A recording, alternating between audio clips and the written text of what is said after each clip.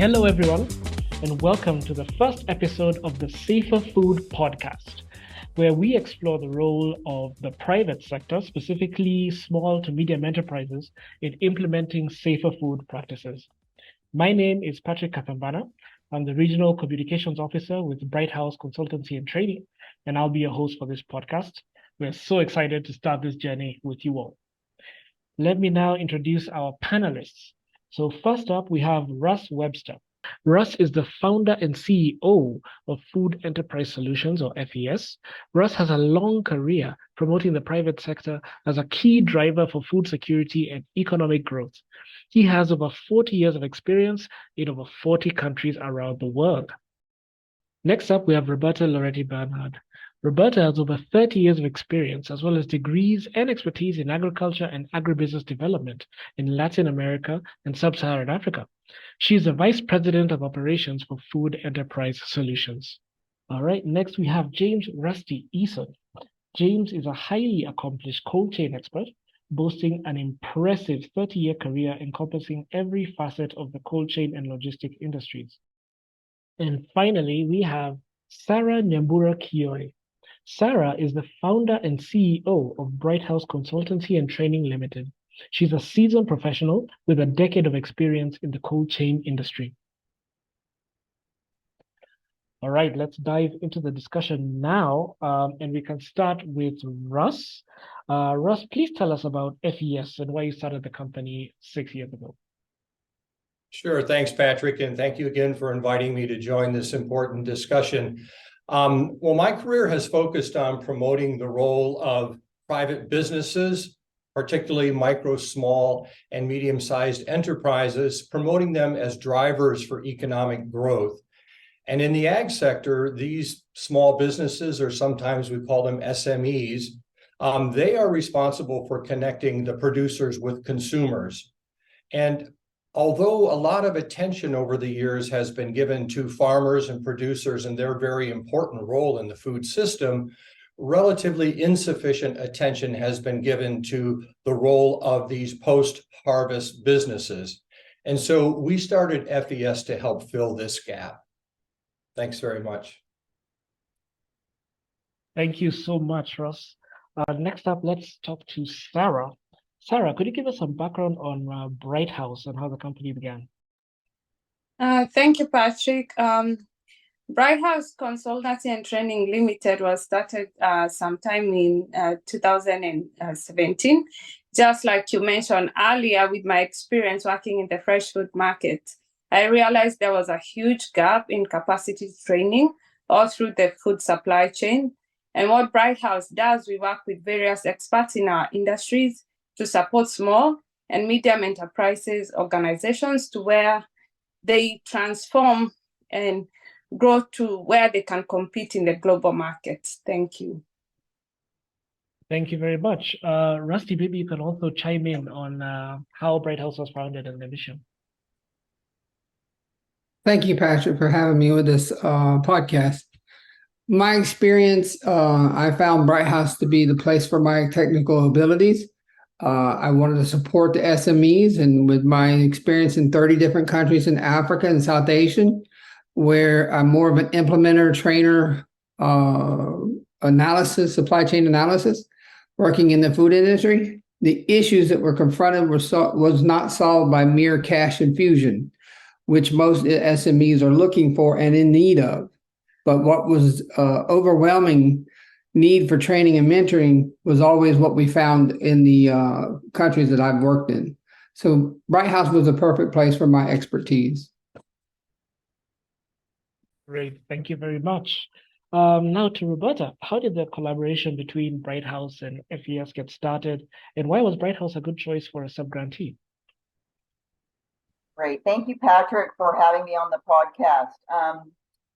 I worked on a post-harvest loss and nutrition project in Nigeria, and I had the good fortune to meet and work with Rusty, who works at Bright House, of course. Although our focus at the time was to work on post-harvest loss issues and how they relate to nutrition loss, we were both, struck by the lack of knowledge and attention that's paid to food safety in all supply chain segments, not only in Nigeria, but globally. So when FES was conceptualizing a proposal to USAID for a food safety project called Business Drivers for Food Safety, I contacted Rusty to partner with us.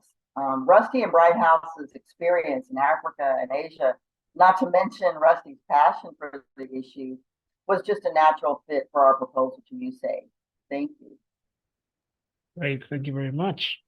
So Rusty, please share some thoughts with us on the development gaps, if any, in the countries where you've worked concerning food safety. In the countries where I work, I appreciate Roberta sharing a little bit about our history together in Nigeria. For me, what's overwhelming is the different perspectives of food safety, from culture to culture, from place to place. Also, as a cold chain expert, I don't believe you can actually have safe food without a unbroken cold chain. And in a lot of places, in a lot of cultures, having frozen or chilled product represents food that's not fresh. So they don't see it as a shelf life extension. Rather, they see it as product that it just was already over ripened or whatever, and needed to be secured as from a frozen perspective. When in actuality, freezing or any solution that extends the shelf life is basically there for quality purposes. So one of the biggest gaps is understanding that fresh food does not mean soon harvested. It means in the quality, how you handle it, how you store it, how you transport it, the hygiene, the sanitation levels. And all of these are not as documented or sanitized as would be in a developed market. These developing markets leave sometimes on the table sanitation is not a requirement, hygiene is not a requirement, just to get food to the market. We understand why, but what we're trying to do as a collaboration here is to bring a professional implementation of food safety practices and quality management system to the low end of the food chain, to be honest with you, for lack of a better term. I appreciate it. Thank you. And from what you've said, it seems like food safety is a really huge and difficult topic to address. So this is a question now maybe for the panel. We could start with Roberta. How can one project like this really make an impact in this kind of an industry? Thank you for the question, Patrick. Food safety, is a term that includes many aspects for supplying consumers safer foods. It starts with safe inputs, fertile, uncontaminated soil and feed, clean water, safe on-farm practices, and hundreds of others along the supply value chains until it reaches consumers. Unsafe food impacts countries in many ways. It impacts their economy as well as their population, public health, human productivity, post-harvest losses, use of the natural resource base, medicine, nutrition, private sector health, which is a term I've started using, trade, and many other things. It's an overwhelming and daunting issue to address. And SMEs, or small to medium-sized enterprises, play a major role in providing food for both local populations as well as their export markets. We designed BD4FS in our methodology for working with SMEs in the area that we know best.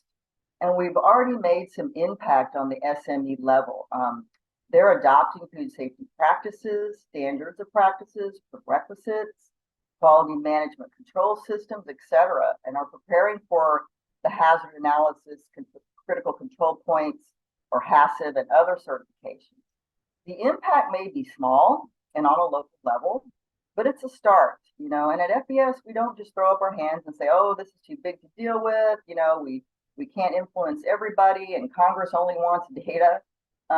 We do the hard work alongside the SMEs. They're out there every day working to provide local food and safer food, and we're working alongside with them. Thank you. Patrick, if I could jump in at this point. Bert laid it out really very well, and that's what we're doing. We're working hand in hand with businesses. And it's also important to recognize that the ability of these businesses to be profitable is also impacted by factors that are external to their operations, in particular, regulatory and policy issues, consumer awareness, consumer demand, and consumer expectations, for example. So to complement the work that we're doing hand in hand to improve operations of these businesses, we also organize and facilitate business to government and business to consumer dialogue workshops. And these workshops really help to build a common understanding of what the food system is, what are the challenges that businesses face, as well as the challenges that consumers and government face, and what are their expectations, and where can we find some common ground. And this aspect of our program we call promoting a culture of food safety. Bright House was formed by Sarah to support SMEs, and she's supported over 100 SME women-owned business over the last 7 years. We support them technically. We support them from a operational point of view, how to implement and to bring them into a global system of best practices. But we try to teach right sizing of that solution for their business needs. We work with each company. We try to take one day at a time with them. We mentor them. This is, even though it's an overwhelming issue and it's a global issue, all you can do is work with one person at a time, one company at a time, and then as you make a difference, they'll make a difference. And that's what we believe. And we just never give up. Oh, that's great. Thank you. Now, tell us about your expected outcomes for the food businesses that are part of these programs. We could start with Russ on this. Sure. Thank you very much. Yeah, this is a really important question too. Well, we have concrete measures at the enterprise level. We are measuring food loss and waste. We are tracking the adoption of food safety practices, which of course decrease the risks of contamination, as well as decreasing pre-consumer food loss and waste. We also are tracking with the businesses changes in sales, and these are what we use to gauge the impact of our services. In addition to that, at the enterprise level, we're doing follow-up surveys of people we have trained over the period of the program to measure how much technical knowledge they've retained. And finally, we are conducting a broad survey of businesses that we have not worked with directly to measure the spread effect of the work we've done with businesses in the marketplace. Yeah, beside what Russ has mentioned, there are 3 outcomes that we're hoping to see longer term. One is that each company adopts a very robust quality management control system and uses it religiously. This means, consistent staff training, equipment calibration, establishing their hygiene SOPs, testing both the water and the food, pest control, etc. Second, we are hoping that, like Russ mentioned, to see an increase in revenues as a result of their hard work and gaining consumer preference. Third, for public officials that are tasked with regulating and enforcement, to provide these SMEs more free basic information and services, and to develop this or even repair this relationship around this issue with SMEs, because so many times government actions are punitive instead of supportive. I must give a shout out here to USDA. A business in the US or anywhere in the world really can go on their website at any time and get an overwhelming amount of information, which is important, especially in this era of the Food Safety Modernization Act in the US. I'd also like to address the spread effect. This project may be small, but I think it's mighty. And the SMEs are not going to, with the work that we're doing, we're not going to change this thing overnight, but there is a spread effect, and they are starting to promote and exert some pressure, within their communities and into the broader food safety network within their country. Thank you. Thank you very much, Roberta. All right, so thank you all for your statements. And I think as we conclude here, maybe you could give us some final thoughts. We could start with Russ, then Roberta, then Rusty. Great, thank you. Thanks again. This has been a really great discussion. What I want to point out is that the success of our program, the success of FES, the success of Bright House is just as much, if not more, grounded in the talent and the commitment of the entrepreneurs and the business managers that we work with, as it is in our own experience and the expertise that we bring to the challenge. And I just want to say how grateful I am for those partnerships, as well as our partnership with USAID and other organizations in the countries where we are working. And we feel very grateful to have this opportunity to work with these important partners on promoting safe and nutritious food for all consumers. That's how I'd like to close out and say thanks. Thank you, Patrick. And like Russ, I want to thank all of our partners, USAID, and of course, USDA, and all of the implementers that work in the countries where we're working, sister organizations, and of course, the businesses themselves. They may be small, they may have only 1 or 2 or 3 people, but these are businesses and they are trying to operate as businesses as best they can. And they deserve our attention and our support, especially on this topic of food safety, because it's not just a local issue anymore, it's a global issue. And by working alongside them, I think that's the best place to start, or one of the best places to start. And we have seen their commitment to this to just grow over the course of this project. And they've involved other actors, the finance sector, the research people. I mean, they have quite a wide network, also extending backup chain to their suppliers, so they are exerting some very positive pressure on this issue. And we're very grateful for opening up to us and allowing us to come in and work with them. The last thing I'd like to say is that, we've created and are implementing and testing a preparatory version of pre-HACCP, or pre-hazard analysis critical control points for SMEs within our business drivers for food safety project. And we'll go into that in more detail on that in our next podcast. Thank you very much, Patrick, and thank you, Bright House. It's been a great partnership.